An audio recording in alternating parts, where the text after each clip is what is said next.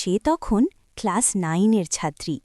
সাদা শার্ট, নীল স্কার্ট, চুলে দুটো বেনি, আর চোখে অনেক না বলা কথা। প্রতিদিন স্কুলে ঢুকেই সে প্রথমে তাকাত একটা নির্দিষ্ট বেঞ্চের দিকে, কারণ সেখানে বসত তার প্রিয় মানুষটা।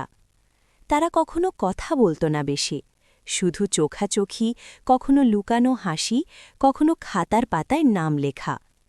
টিফিন টাইমে সে ইচ্ছা করে একটু দেরি করত, হয়তো ওই ছেলেটা একবার তাকাবে এই আশায়। একদিন হঠাৎ খাতা বদল হল। সেই খাতার ভেতর একটা ছোট্ট লাইন লেখা ছিল, ভালো থেকো, স্কুল শেষ হলেও এই দিনগুলো ভুলে যেও না।